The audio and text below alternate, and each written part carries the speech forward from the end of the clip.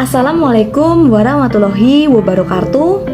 Shalom, Om Swastiastu, Namo Buddhaya, dan salam kebajikan bagi kita semua.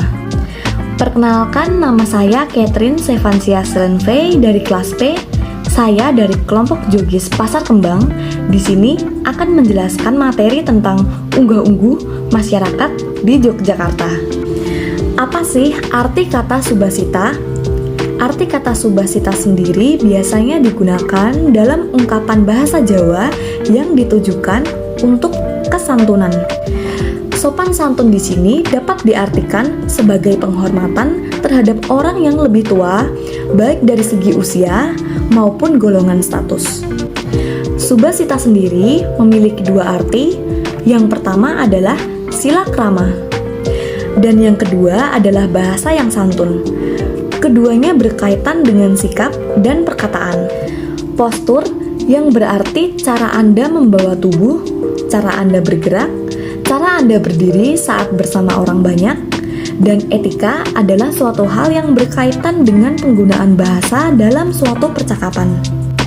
Ajaran unggah-ungguh atau biasa yang kita kenal dengan subasita merupakan bagian dari budaya Jawa yang memiliki nilai luhur dan positif terhadap kehidupan manusia. Unggah-ungguh yang berarti sopan santun, tata krama yang harus dipelajari orang Jawa. Sikap ini dapat diterapkan pada komunikasi, bahasa, perilaku, dan pakaian.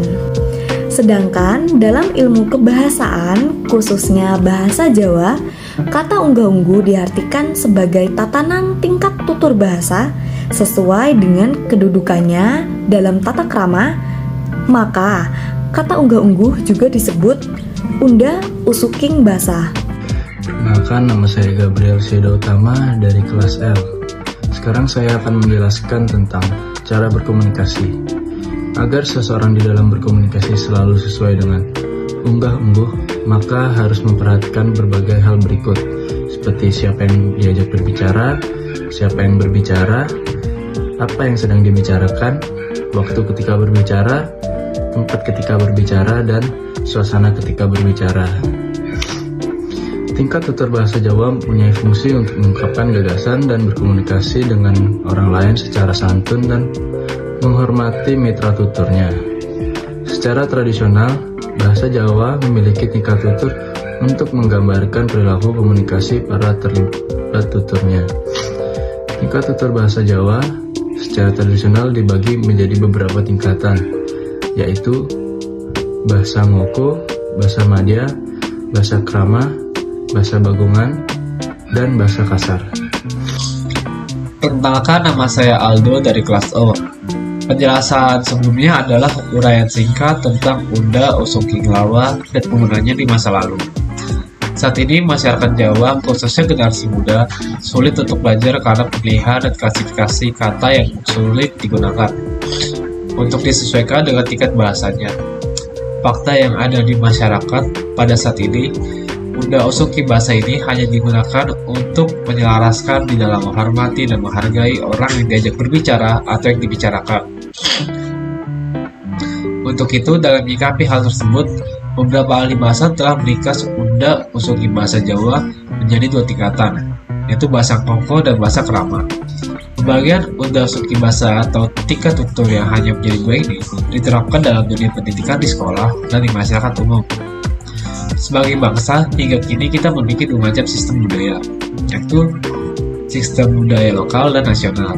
Yang keduanya tetap harus dipelihara dan dikembangkan.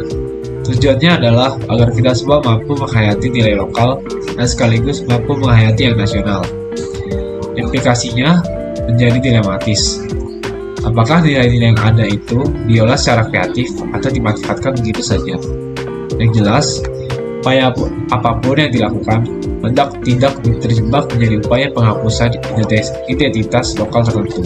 Perkenalkan, nama saya Desmial Suharyanto dari mengajarkan dan menanamkan nilai sopan santun pada anak usia dini dengan berlandas pada budaya lokal. Salah satunya dapat melalui pengenalan dan pendidikan berbahasa Jawa. Masa usia dini tersebut merupakan periode emas bagi perkembangan anak untuk memperoleh proses pendidikan.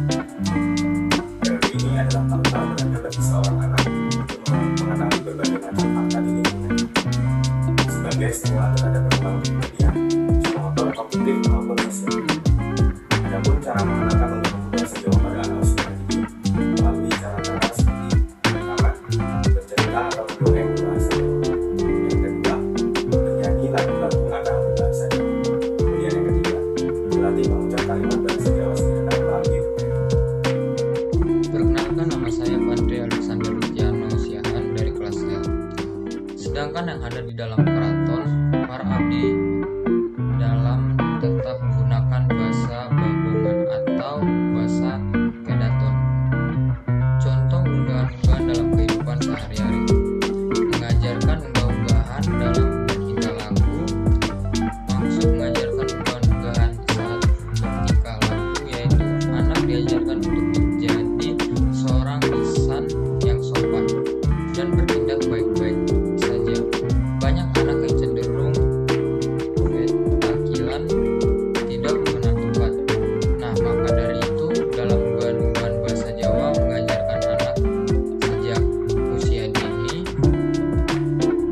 untuk berlaku sesuai adab dan moral yang ada.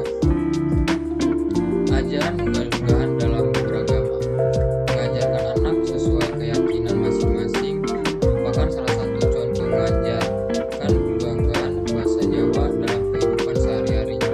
Menanamkan nilai-nilai agama kepada anak, berharap agar anak selalu bertindak dengan baik tanpa melanggar norma serta larangan yang ada. Semakin baik unggahan-unggahan dalam beragama, maka anak juga akan selalu taat kepada Tuhan Yang Maha Esa. Unggahan-unggahan dalam berpakaian, banyak saat remaja-remaja di luar sana berpakaian dengan gaya kebarat-baratan, seperti memakai crop, celana pendek, bahkan pakaian yang kurang pantas untuk dipakai. Pastinya pakaian adat tersebut sangat jauh dari ajaran adat Jawa yang selalu menjunjung tinggi moral kesopanan. Maka dari itu anak usia dini harus diajarkan bertampilan yang sopan dan sesuai moral yang ada. Sebagai bangsa, hingga kini kita memiliki dua macam sistem budaya, yakni sistem budaya lokal dan nasional. Yang keduanya tetap harus dipelihara dan dikembangkan. Tujuannya adalah agar kita semua mampu menghayati nilai lokal dan sekaligus mampu menghayati yang nasional. Implikasinya menjadi dilematis, apakah nilai-nilai yang ada itu diolah secara kreatif atau dimanfaatkan begitu saja. Yang jelas, upaya apapun yang dilakukan hendaknya tidak terjebak menjadi upaya penghapusan identitas atau lokal tertentu.